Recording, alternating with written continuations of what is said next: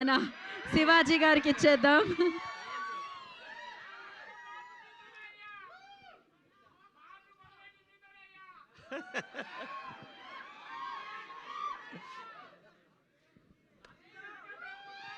అందరికీ నమస్కారం అండి.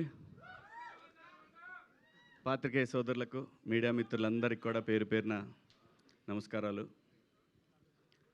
ఈ సినిమా ఎలా ఉంటుందంటే, మనం కేఎఫ్సి సెంటర్కి వెళ్ళి మంచి చికెన్ బకెట్ తీసుకొని వెళ్ళి కూర్చుంటే ఎట్లా ఉంటుందో వేడి వేడిగా తింటా ఆ మజాని ఎంజాయ్ చేస్తా, అలా ఉంటుంది ఈ కేఎఫ్సి నుంచి వచ్చే సినిమా.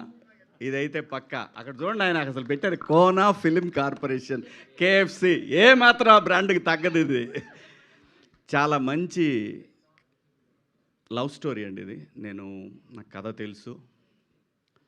మనల్ని ఒక పాత్రకి అడిగారు, ఏ పాత్ర అయి ఉండొచ్చు,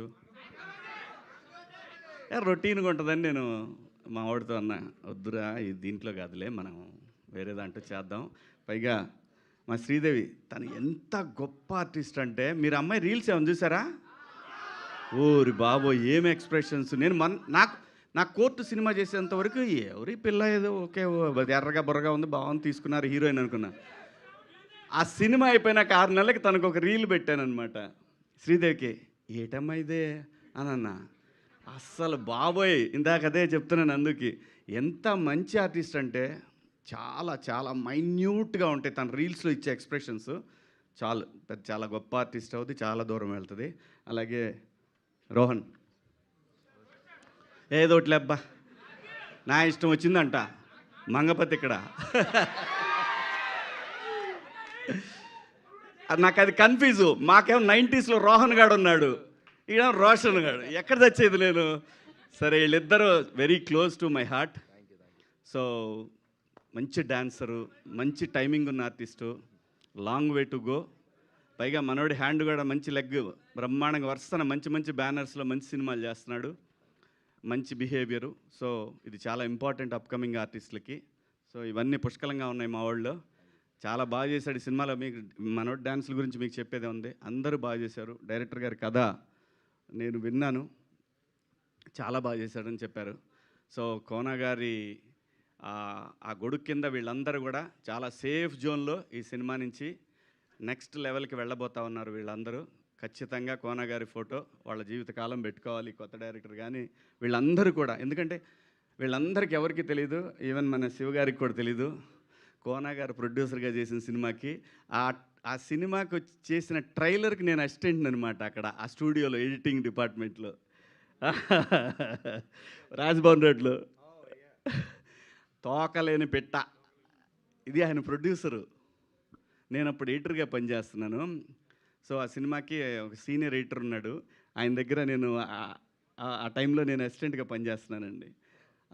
అక్కడ పరిచయం, నాకు అక్కడ తెలుసు, నేను పరిచయం లేదు ఆయనకి, ఆయన నాకు తెలుసు. కోనా గారు ఏదైనా టైం రావాలి. నేను చాలాసార్లు అనుకునేవాడిని, ఎందుకంటే అసలు ఆయన రాసిన కామెడీ స్క్రిప్ట్లు ఎవ్వరు రాయాల. ఈవీవి గారి తర్వాత అంత స్థాయిలో కోనా గారు ఆయన స్క్రిప్ట్లు అంత అద్భుతం. కానీ ఎప్పుడు బాధపడేవాడిని, ఎందుకు రావు మనకి వీళ్ళ దగ్గర నుంచి, ఎందుకు క్యారెక్టర్లు రావు అని ఫీల్ అయ్యేవాడిని నేను. ఏదైనా టైం రావాలి రబ్బాయి, దేనికైనా లైఫ్లో దేనికైనా టైం రావాలి. టైం వచ్చినప్పుడు అన్నీ అవే సెట్ అవుతాయి, కాకపోతే అప్పుడు మనం రెడీగా ఉండాలి. సో ఈ సినిమా రేపు 13వ తారీఖు రిలీజ్ అవుతూ ఉంది. సేమ్ కోర్టు డేట్ అందరూ 14 కదా అంటారు, 13న ప్రీమియర్ వచ్చాం, ఆ రోజే హిట్ టాక్ వచ్చింది. ఇది కూడా అంతే, మార్చి 13 సూపర్ హిట్ అవుతుంది. మీ అందరు దీన్ని ఆదరిస్తారు. అలాగే అస్సలు తను టచ్ చేస్తేనే ఒక వైబ్రేషన్ వస్తుంది.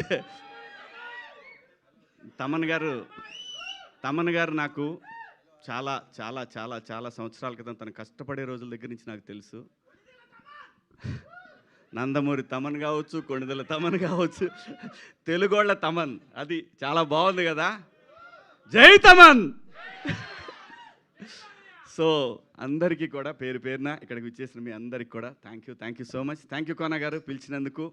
థ్యాంక్ యూ మీడియా మిత్రులకు అందరికీ కూడా థ్యాంక్స్. కలుద్దాం, తొందరలో కలుద్దాం. Thank you.